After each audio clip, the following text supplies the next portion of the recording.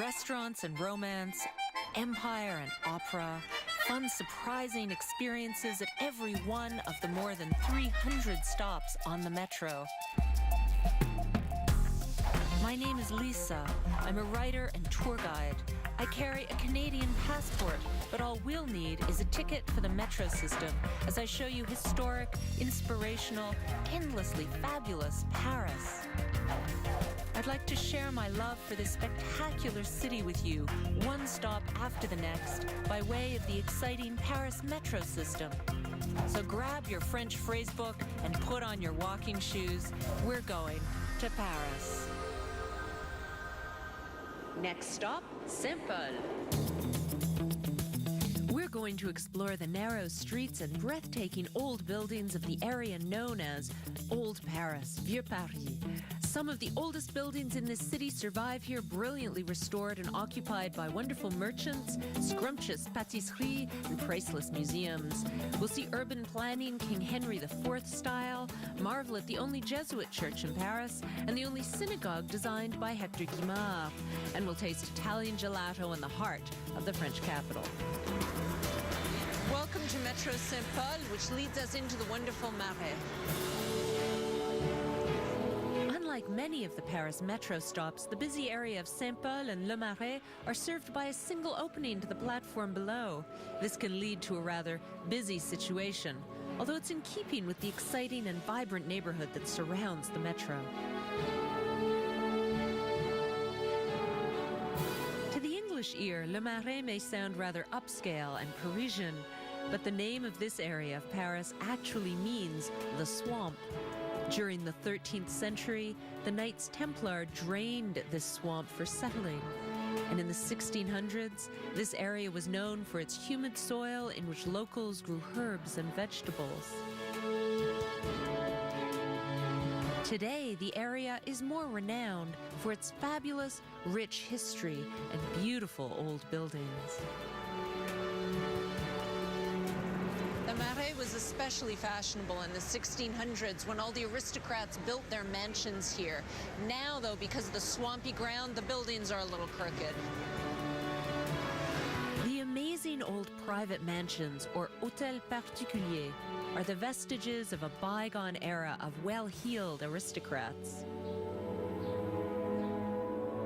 The elaborate buildings with private interior courtyards today house great museums and hotels, restaurants and boutiques.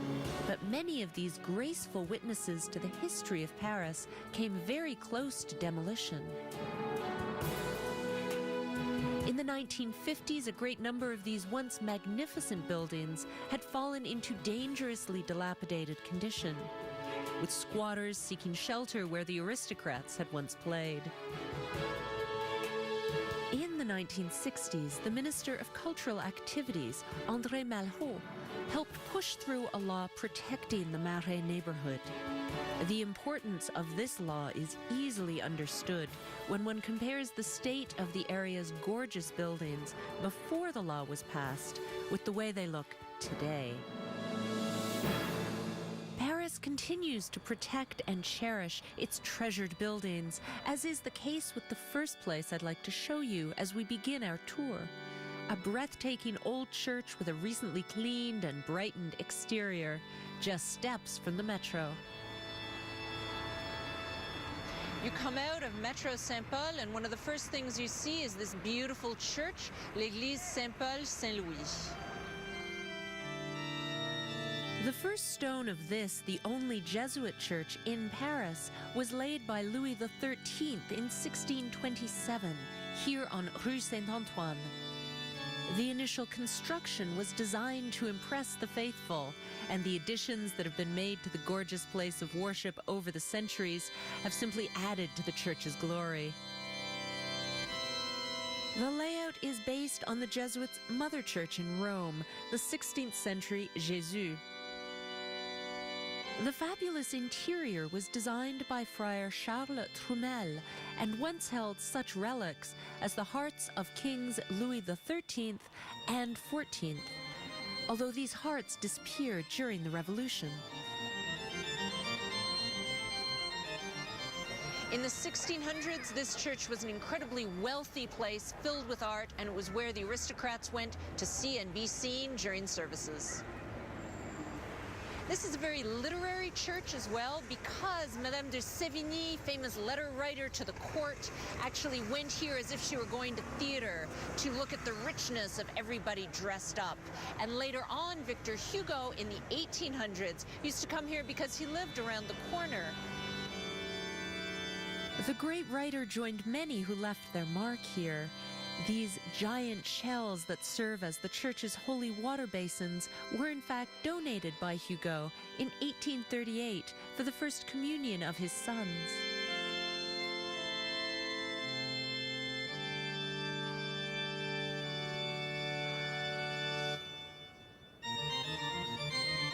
The organ was an addition in 1867 and was completely renovated in 1972. Most recently, the Church of St. Louis and St. Paul was beautified through a thorough cleaning and restoration of its exterior. Hundreds of years' worth of grime and pollution were painstakingly removed from the columns, carvings, adornments, and statues that cover this amazing work of religious architecture.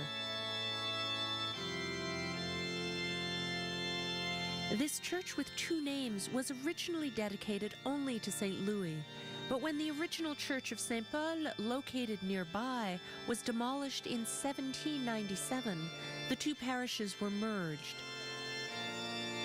The clock on the old St. Paul church was saved, and in 1802 it was added to the facade of the remaining church, now known as St. Louis and St. Paul. The Le Marais district of Paris has a little of everything, from the heavenly to the somewhat more down-to-earth. This is the 4th arrondissement of Paris, and as you might expect, there's a gorgeous historical building housing the offices of the mairie, or city hall in English. But the best reason to visit this particular square is for the open-air market that sets up here Wednesdays from 1 to 8 and Saturdays from 8 in the morning until 2 p.m.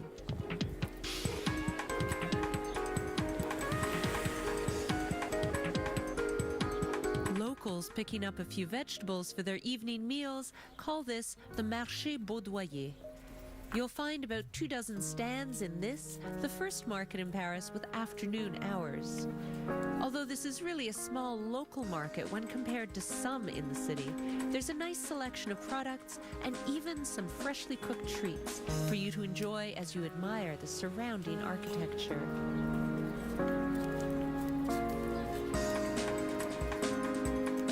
And there is plenty more of the Marais to admire right after this.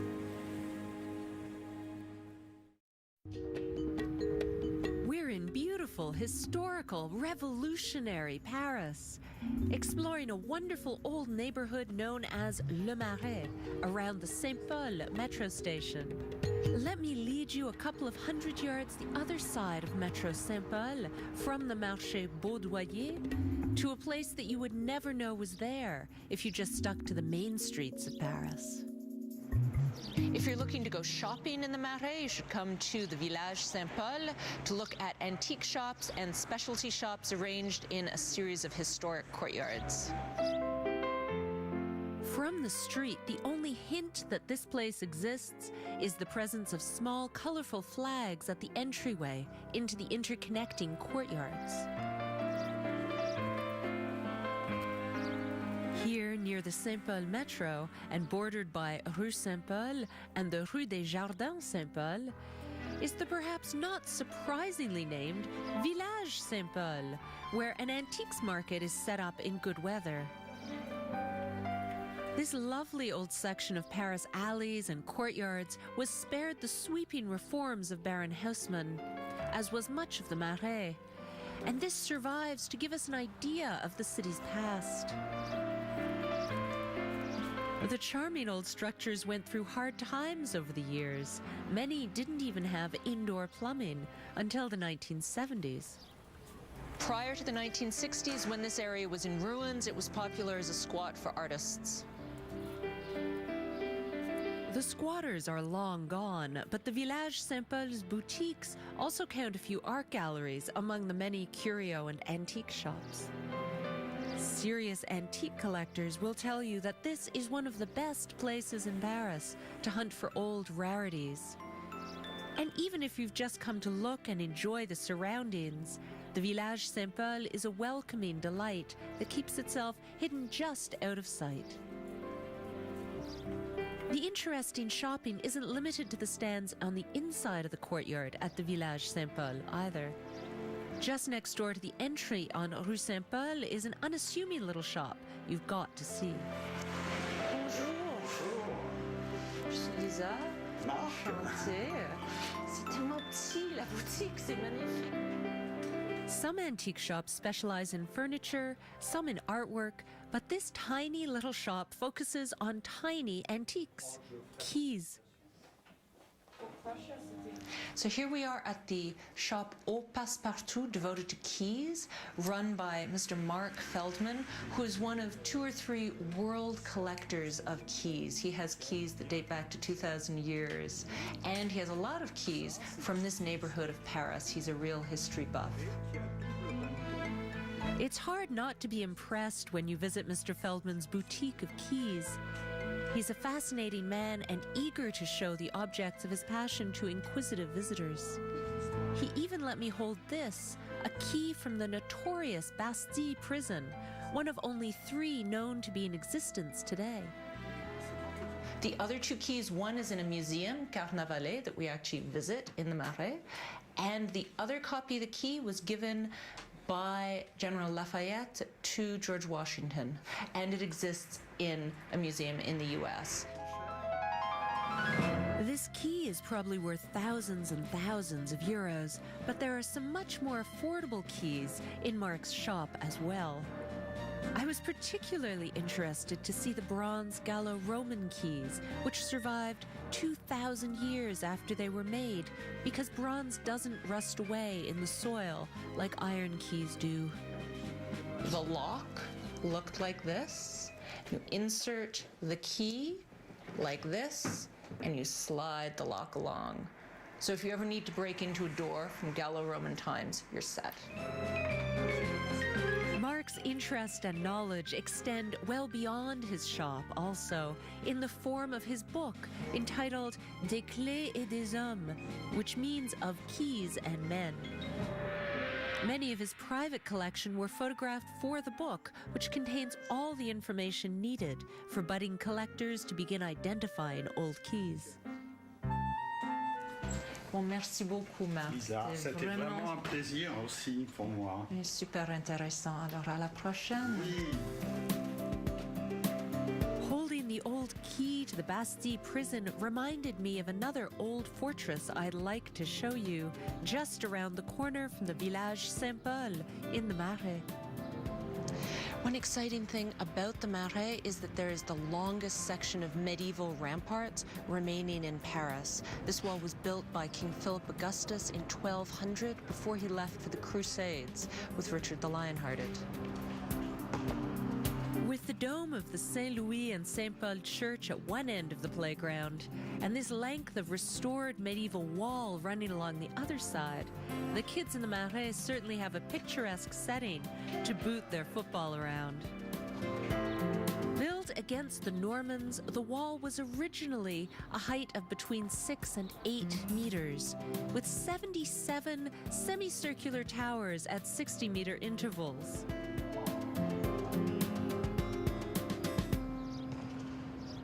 This medieval wall survived because over the centuries people built their houses around the wall and protected it.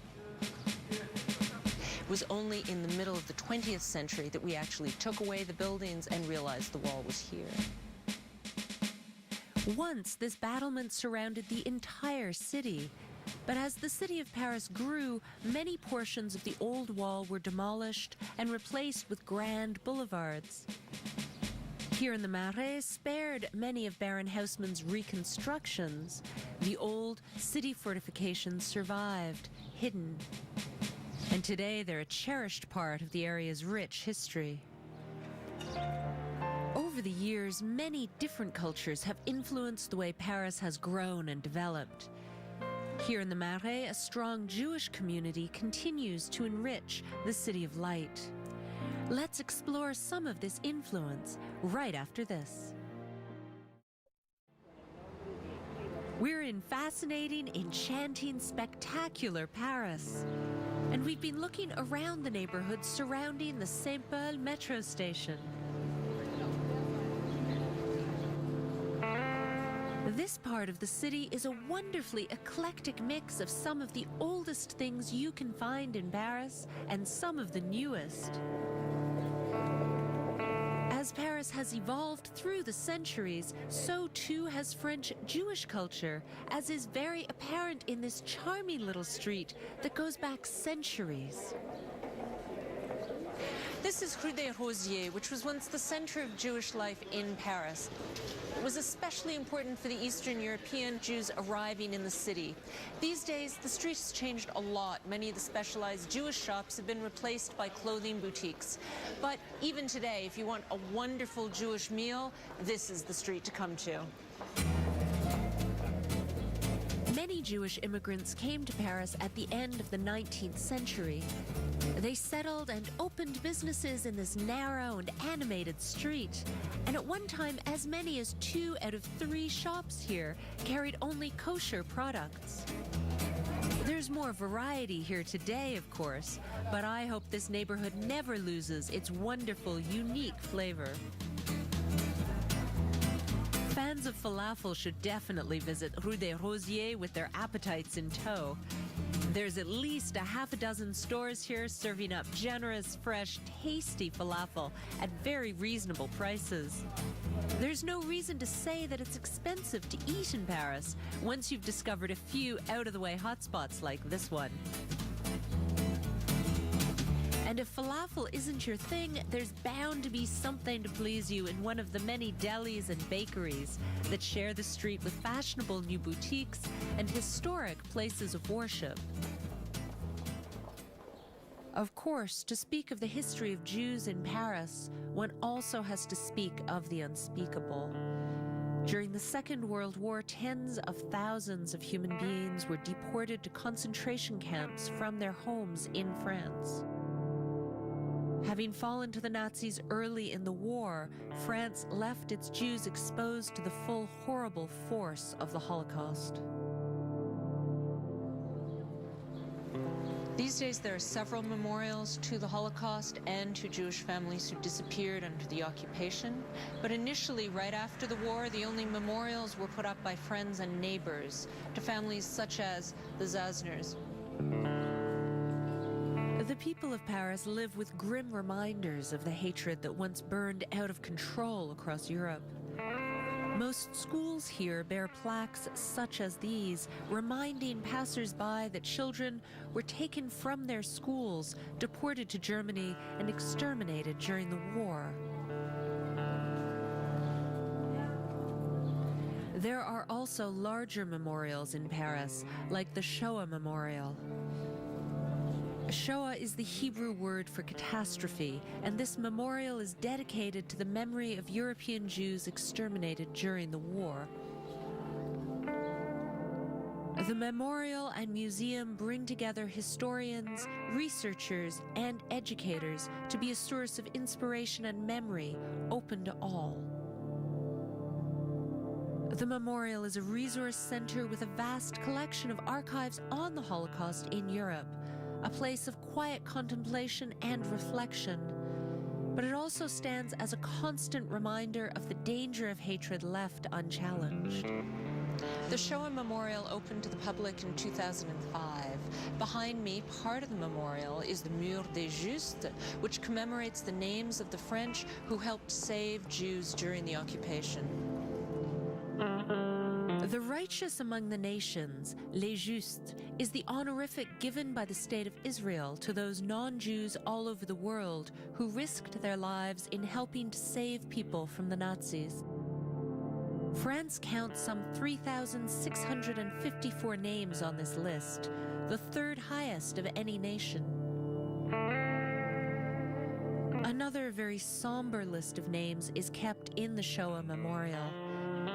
The Wall of Names is made of stones brought from Jerusalem and bears the inscribed names of the 76,000 Jews from France who were murdered by the Nazis.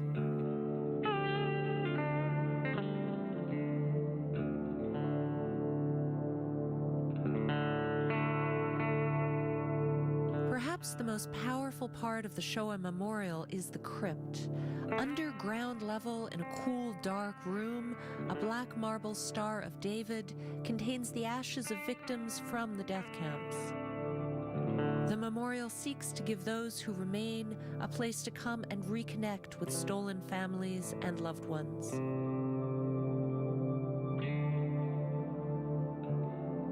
The museum, memorial, and archive at the Shoah all strive towards this common goal that we never, ever forget.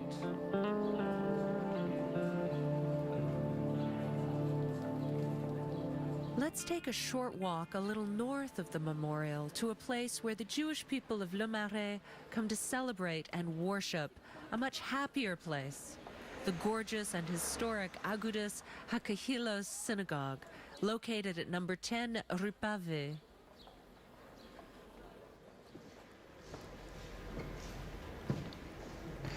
This is the only synagogue designed by architect Hector Guimard, who's best known for his wonderful Art Nouveau metro entrances here in Paris. Now, Guimard, for this building, was inspired by the Torah and the shape of the tablets of the Ten Commandments. Though not Jewish himself, Guimard was married to an American Jew, which is why the last part of his life was spent in New York. With this synagogue, Guimard concentrated on bringing light into the space. The roof has glass panels that let in daylight, and there's a large glass wall at one end. The original design of this wall was far more elaborate, but it was sadly destroyed by a grenade thrown at the synagogue in 1942. Amazingly, however, that was the only damage done to this fine old building during the Second World War. And even during the Nazi occupation, Jews met and prayed here each and every day.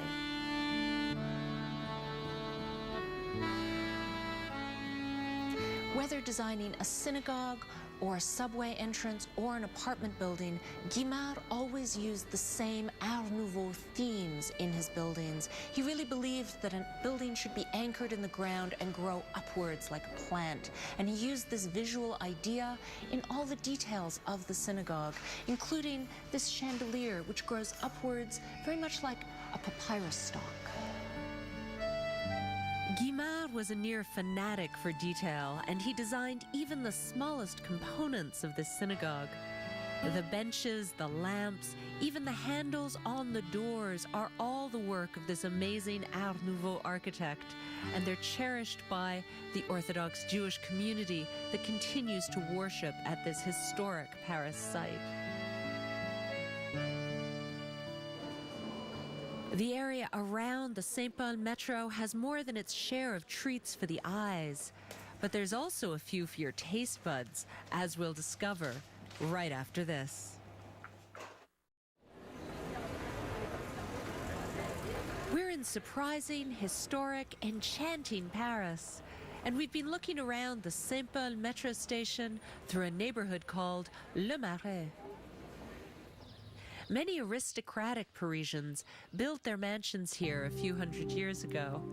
Now the quartier is a mix of all classes, shapes, and sizes. But many of the grand old buildings remain. Let's go have a look at one of my favorites. If you walk towards the Seine from Metro Saint-Paul, you arrive at this wonderful medieval mansion.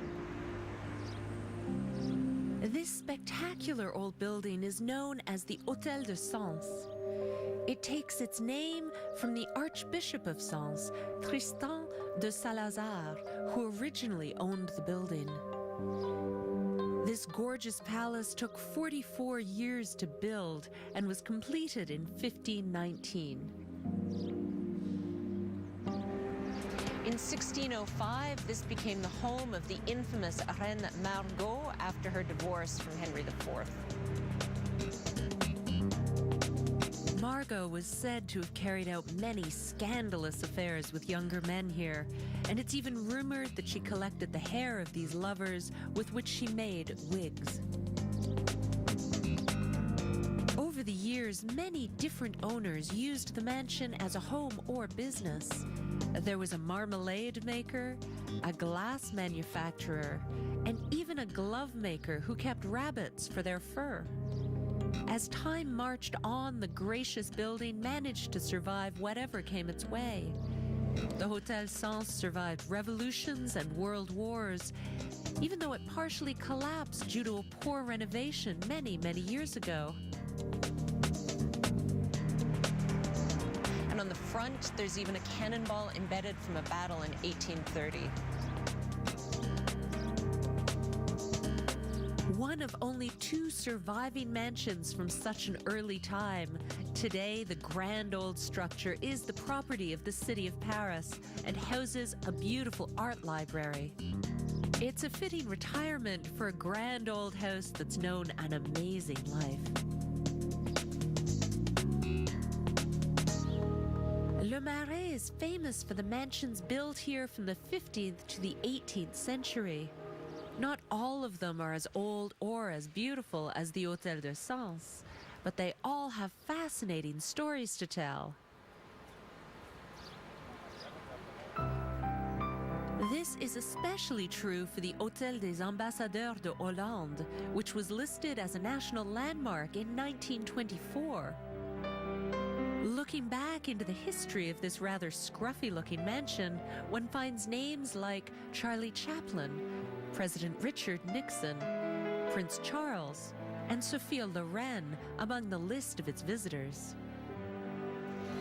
This is the mansion where Beaumarchais was living in 1776 while he was gun running for American revolutionaries.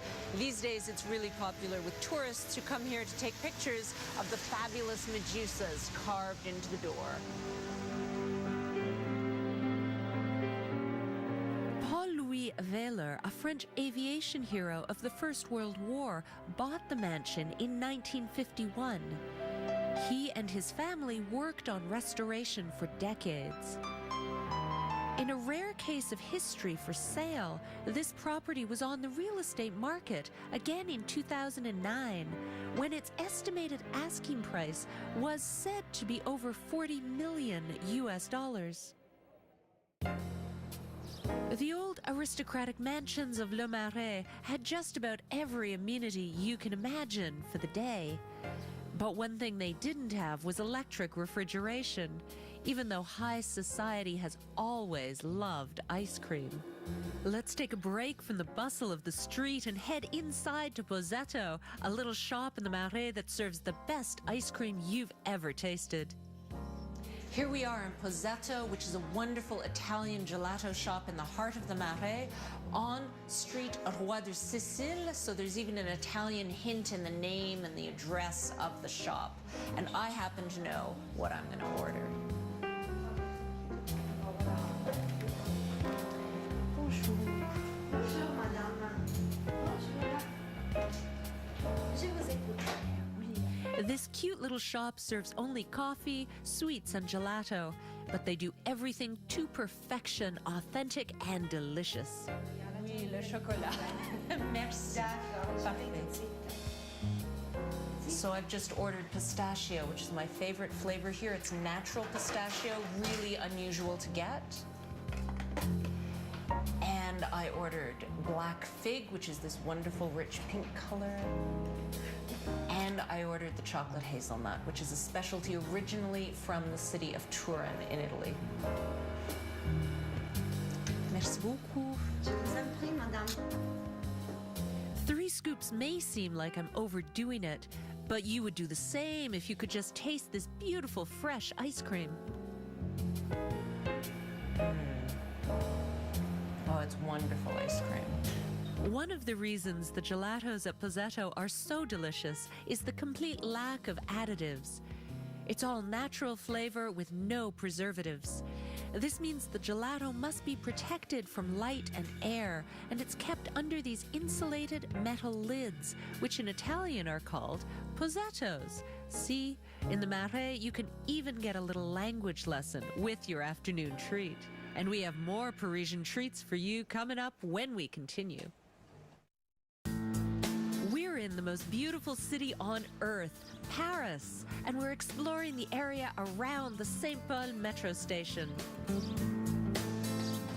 This area of the city has a close association with some of the most influential names in French literature.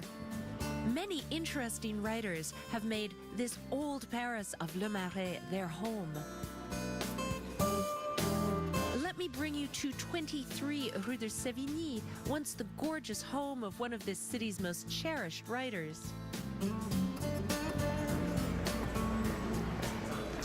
This is the wonderful Musée de Carnavalet, the Museum of the History of the City of Paris. Anything you want to know about the city is in here. It's also the mansion where Madame de Sévigné, the great letter writer, used to live. The spectacular mansion that houses the museum dates from 1548. It was home to Madame de Sévigné from 1677 to 1696.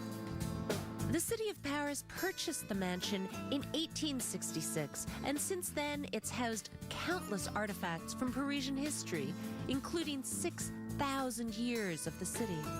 There are countless amazing artifacts in this place, including rare and touching mementos, such as the actual toys and toiletries used by the French royal family while they were imprisoned during the Revolution.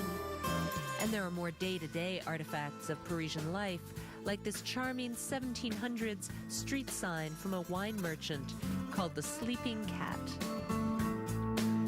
One of the more popular exhibits here is a suite of rooms preserved as they would have been when they were occupied by writer Madame de Sévigné. This room is interesting because there are portraits of Madame de Sévigné's family, including a portrait of her daughter just behind me. Now, Madame de Sévigné wrote to her daughter almost every single day, and she made sure that her daughter married for love, very rare in the 17th century. Madame de Sévigné also read excerpts of these letters, which were about all the picadillos going on at court, full of gossip and intrigue. And these she read to entertain the Queen. Her Highness loved wit and clever entertainments about what was going on at court. So Madame de Sévigné was very popular in the court of Louis XIV. The exhibit gives a real feel for the aesthetic of her time, and you can read original letters in the hand of Madame Sévigné and pause at the desk from which she wrote so many of her famous letters. But perhaps the most impressive of all is the amazing mansion that houses the museum.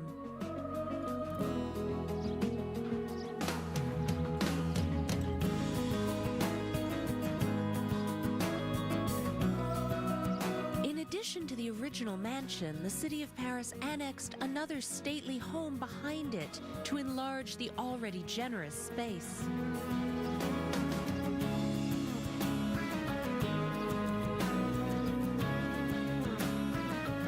There are 3 gardens in the joined courtyards, one of which is planted with herbs much as it would have been in the days of the aristocrats.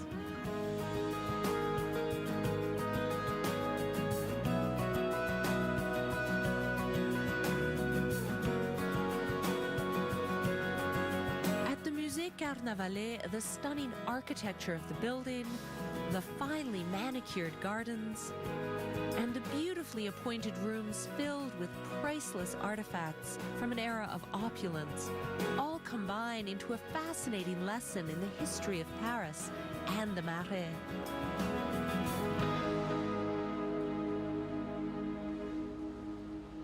From the place where Madame de Sévigné once lived and wrote, let's head over to Place des Vosges, renowned as the first ever planned square in Paris. Madame de Sévigné, the famous letter writer, was born in this house behind me in 1626 on the Place Royale, which is the old name for Place des Vosges. The square was designed as residences for aristocrats, financiers, and the like. It's composed of 36 individual townhouses, 34 of which are identical, with the exceptions being the Queen's and the King's houses. These all surround a central grassy park crossed by paths and set with 4 identical fountains. The central court is one of the best places in Paris to bring a picnic. The perfectly kept grass here is one of the few places in Paris where such an activity is allowed. My favorite French king is Henry IV, who famously said, "I make love, I make war, and I build."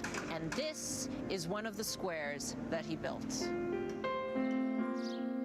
Although the king didn't live to see his project completed, it remains as an exemplary piece of early urban planning. The lovely brick fronts of the houses are only facades, so as to save on construction costs. The original practical plan included arcaded shops on the ground level. The hope was that this would become the center of France's then new silk-making industry, and the covered arcades would allow for loading and unloading of silk sheltered from the rain. Today, art galleries and eateries occupy the space, sheltering visitors from the rain. Place des Vosges has been the address of more than a few Parisians of renown. Cardinal Richelieu inhabited number 21 for several years, and one of the city's most celebrated writers, Victor Hugo, lived at number 6. Today, the home has been turned into a museum, the Maison Victor Hugo. Inside the 280 square meter apartment on the second floor, you'll find a suite of beautifully preserved rooms, along with many interesting objects from the life of the great writer.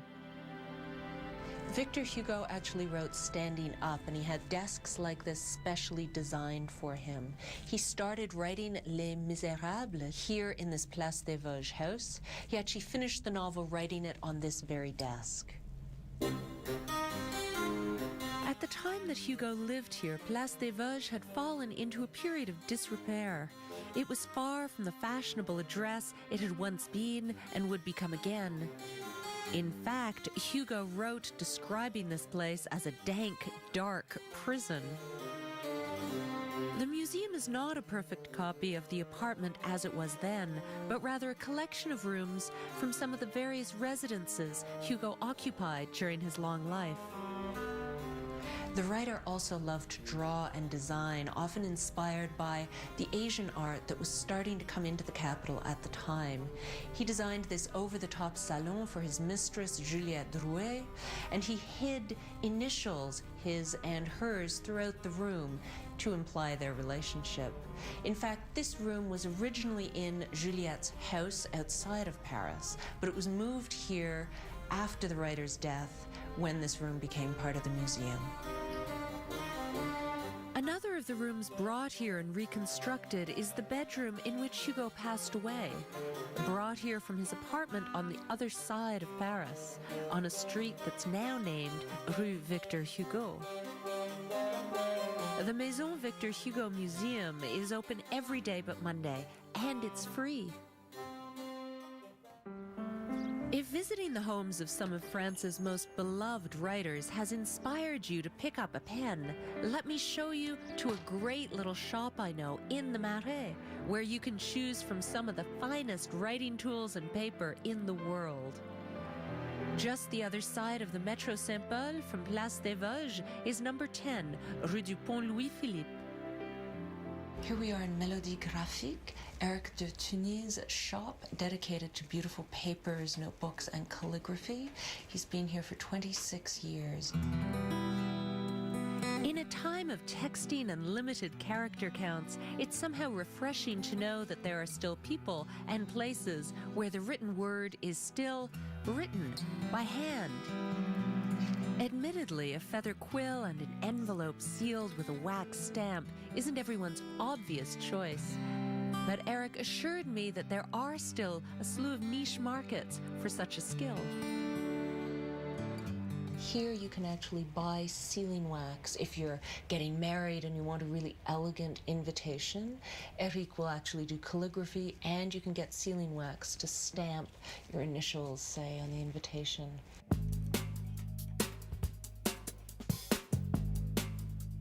Eric showed me a little of his gorgeous handwriting.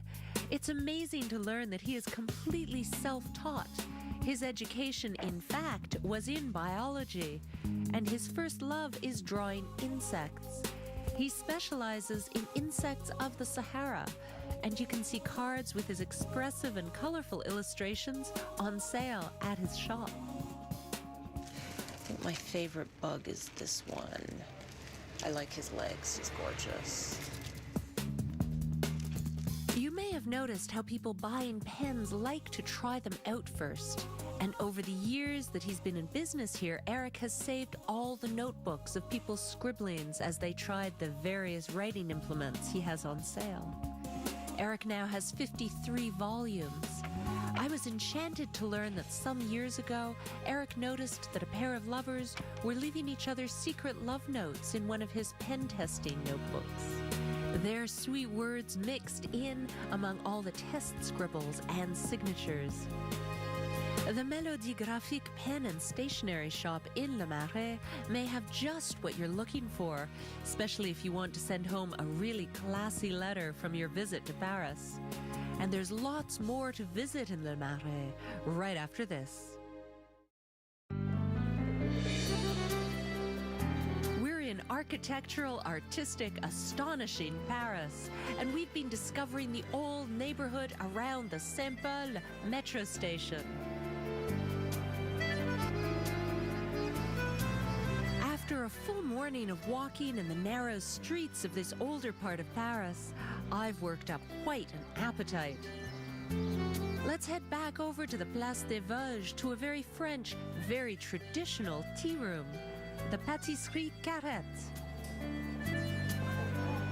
I'm going to make the most of this bright Paris day and sit on the terrace in the Place des Vosges arcades, the better to people watch. What's great about the terrace in Paris is that a lot of them have heat lamps, which is good because, you know, this city is not known for its warm weather. Another nice thing about the terrace at Carrette is its unhurried atmosphere. The tea room has a full menu, but if you choose to just have coffee and a pastry, the formal but attentive staff will allow you to linger and watch the world go by without pressuring you to move on. I'm going to try one of the specialities of the house, and of course, save a little room for dessert as well. Merci beaucoup. So I just ordered myself a French onion soup. This busy place isn't the one to choose for a quiet, intimate meal, but if you're in the mood for a classic, buzzing French cafe, some call Carrette the best brunch in Paris. Carrette opened in 1927 as a tea room and pastry shop over on Place Trocadero. This is their newer location on Place des Vosges. While my French onion soup is bubbling under the broiler, I'm going to have a look at the selection of fine pastries. Carrette offers all the Parisian classics, eclairs, pommiers, croissants. But I think I'm going to try something as old-fashioned as Place des Vosges, a nice lemon tart.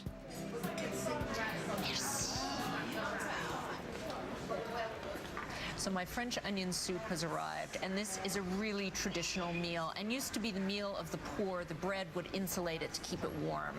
Let's give it a try. Oh, lovely, lots of cheese, very oniony.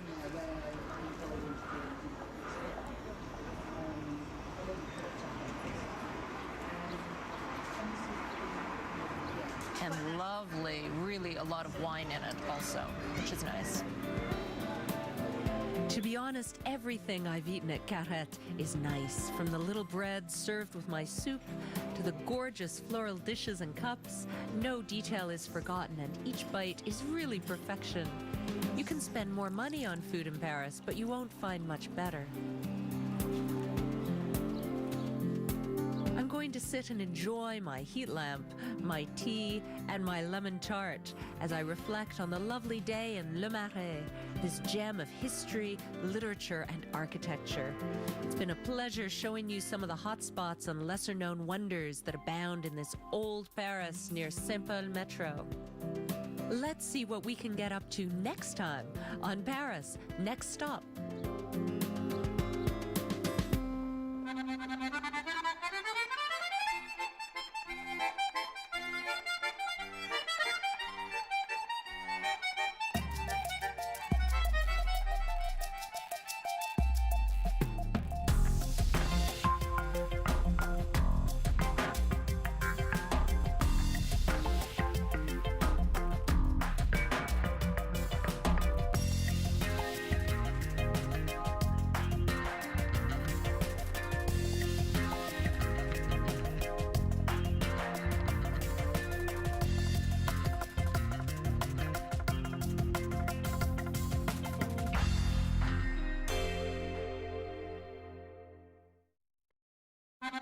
Paris.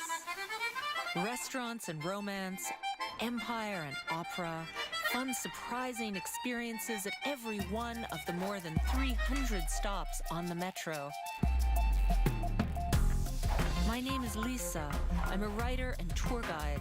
I carry a Canadian passport, but all we'll need is a ticket for the metro system as I show you historic, inspirational, endlessly fabulous Paris. I'd like to share my love for this spectacular city with you, one stop after the next, by way of the exciting Paris metro system. So grab your French phrase book and put on your walking shoes. We're going to Paris. Next stop, Saint-Paul. We're going to explore the narrow streets and breathtaking old buildings of the area known as Old Paris, Vieux Paris. Some of the oldest buildings in this city survive here, brilliantly restored and occupied by wonderful merchants, scrumptious patisserie, and priceless museums. We'll see urban planning, King Henry IV style, marvel at the only Jesuit church in Paris, and the only synagogue designed by Hector Guimard. And we'll taste Italian gelato in the heart of the French capital. Welcome to Metro Saint-Paul, which leads us into the wonderful Marais. But many of these graceful witnesses to the history of Paris came very close to demolition. In the 1950s, a great number of these once magnificent buildings had fallen into dangerously dilapidated condition, with squatters seeking shelter where the aristocrats had once played.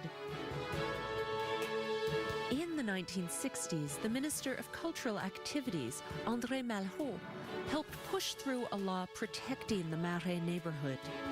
The importance of this law is easily understood when one compares the state of the area's gorgeous buildings before the law was passed with the way they look today.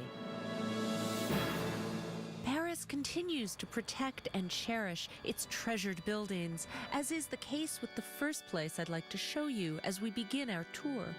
A breathtaking old church with a recently cleaned and brightened exterior, just steps from the metro. You come out of Metro Saint-Paul, and one of the first things you see is this beautiful church, l'Église Saint-Paul Saint-Louis. The first stone of this, the only Jesuit church in Paris, was laid by Louis XIII in 1627, here on Rue Saint-Antoine. The initial construction was designed to... The organ was an addition in 1867 and was completely renovated in 1972. Most recently, the Church of St. Louis and St. Paul was beautified through a thorough cleaning and restoration of its exterior. Hundreds of years' worth of grime and pollution were painstakingly removed from the columns, carvings, adornments, and statues that cover this amazing work of religious architecture. This church with two names was originally dedicated only to St. Louis, But when the original church of St. Paul, located nearby, was demolished in 1797, the two parishes were merged.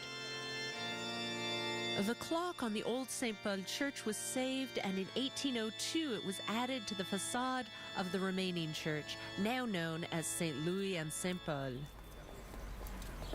The Le Marais district of Paris has a little of everything, from the heavenly to the somewhat more down-to-earth.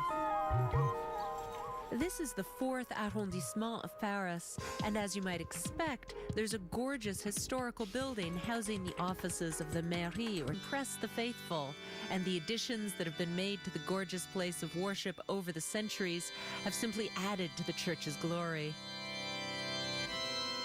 The layout is based on the Jesuits' mother church in Rome, the 16th century Jésus.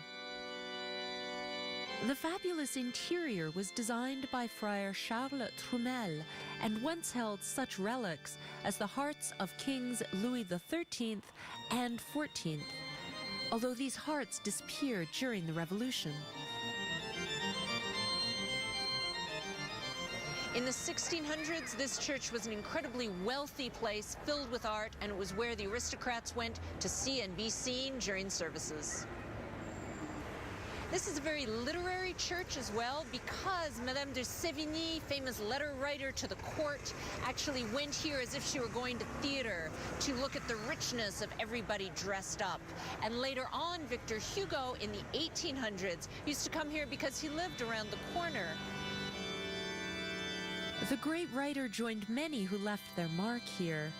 These giant shells that serve as the church's holy water basins were in fact donated by Hugo in 1838 for the first communion of his sons.